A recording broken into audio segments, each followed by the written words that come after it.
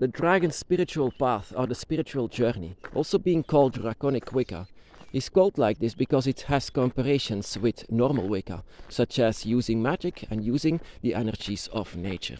Also, some gods can be worshipped inside of Draconic Wicca or the path of the dragon. The path of the dragon in itself is a left-hand spirituality, which means that you are alone inside of this. It's a very solitary path, that there are no priests or no gatherings. It is just you and your dragon and the experiences that you have with them. It's also being called a grey spirituality, which also means that you don't have to decide if you want to take dark or light. Dark or light doesn't have an issue. Whenever is suitable for you at that moment, you will use it. But the first important thing of the Dragon's Path or Draconic Wicca is, of course, your connection with the dragons and your connection with the spiritual dragons themselves, the spiritual or the dragon gods. Also your dragon group. What can also be said is that Draconic Wicca is also a bit being called like the unlikely witch's path, simply because it's very less known. It's lesser known, and you are not searching to become a witch, but in following the dragon, then it can happen that you will use a bit of magic. Magic is another word for manipulation. Manipulation of nature, manipulation of the energies, and manipulation for what is, like I said, suitable for you. And don't make a choice between dark and light, always grey, never an extreme. Here's a bit an explanation of what the Dragon's Path is in general. Enough can be said about the Dragon's Path, of course, but in fact this is a bit like this. Also, the Dragon's Path, or Draconic Wicca, can also be considered as a neo-paganism path. Neo-paganism because it's coming back. It's a very ancient spirituality. Of course, back in the day, it's not a spirituality that was very much worshipped or being done, simply because it's more scattered around the world. All of the spirits or gods are that Draconic Wicca or the path of the dragon is trying to connect with, is in fact something that was worshipped back in the day, but all of them scattered. For example, Tiamat is a dragon goddess, and Tiamat was being worshipped in Mesopotamia or just beside Iraq. And for example, Fafnir, also a dragon god of fire, for example, is being worshipped. He was the most feared one, and also the one that was there where all of the Western dragons is based on. And he was actually very well known, and also later on respected in the Norse mythology. And for example, Quetzalcoatl was a very worshipped god, and he is a god of the air in Mexico back in the day, and so on and so on. So it's all scattered and all coming together as a neo-paganism path that is also being called, like I said, Draconic Wicca, or what I prefer, the path of the dragon. I call it the path of the dragon because, like I said, it's a journey that you take, a journey that you want to take. It's not a choice that you want to make it. It's more like an acceptance. It's something that is inside of our mind. The dragon is inside of our mind, and we can only let everything go if you decide for yourself to be on the dragon's path or Draconic Wicca. So yeah, like I said, a bit of an explanation of what the Dragon's Path actually is.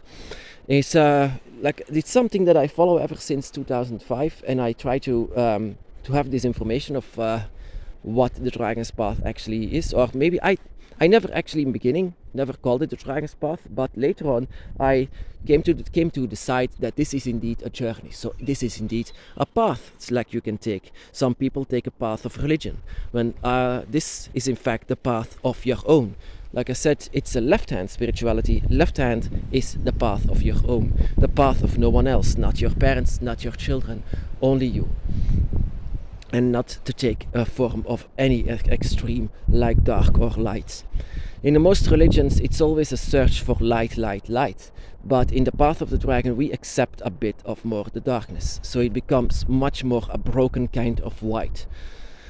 And people easily demonized this back in the day, especially when the rise of Christianity or Catholicism.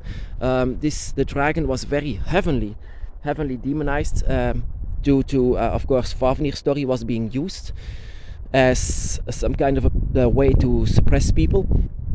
And so then, of course, at that moment, the story of the fire-breathing dragon, because of the story of Fafnir, was actually used in the story of Saint George and the Dragon. Saint George and the Dragon is more like a Christian tale of this, and also this was actually the tale of the defeat of paganism.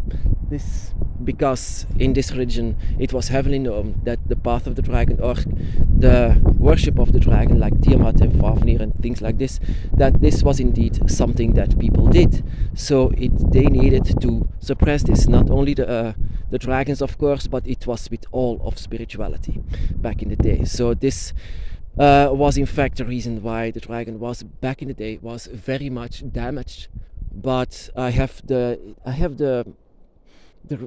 think that it's starting to return, of course, with lesser and lesser people that are being religious, that they can see that it's all crap, of course, and that the dragon is not that demonized anymore like back in the day, like in the time when they told the story of Saint George and the dragon. Oh yeah. These are actually a bit of facts of the Dragon's Path or Draconic Wicca. In 1994 was being used the name Draconic Wicca because it was some kind of Wicca, but with dragons in the central place. That is in fact true, but unlike Wicca, we don't come together with gatherings, we don't have priests. Wicca is more like a right-hand spirituality, almost like a religion it is. While Draconic Wicca is completely by yourself, you and your dragon, and the concentration that you have and the connection with the dragons. So a bit of facts. And ever since, of course, the Dragon's Path is older than 1994, but never had truly a name. The name was never said because, and that is what I understood from people who follow the dragon. They never tell this. They never tell this to other people. They seem to be much more, within themselves. They live much more isolated than others, because people who follow the dragon, and I noticed this, are very much different than the majority. Then not that they are bad, of course, and I see this myself, but they have a large distance. They seem to have a large distance with humanity. Ever since they were a child until now, they had always had this large distance between them and humanity. But they always had the dragon on their mind, always, ever since the beginning until now. So people had a problem whenever I said this is actually the left-hand spirituality, and then they say, oh no, it's something in the middle, but left-hand spirituality simply means that you are free to do whatever you want. You have the experiences. It's not a priest who has the experiences for you. It's about you and your dragon. And we do not fear the darkness that they want us to fear. And if you don't fear the darkness that they tell you, then of course they try to say it bad, but it's not. And so the dragon spirituality was born.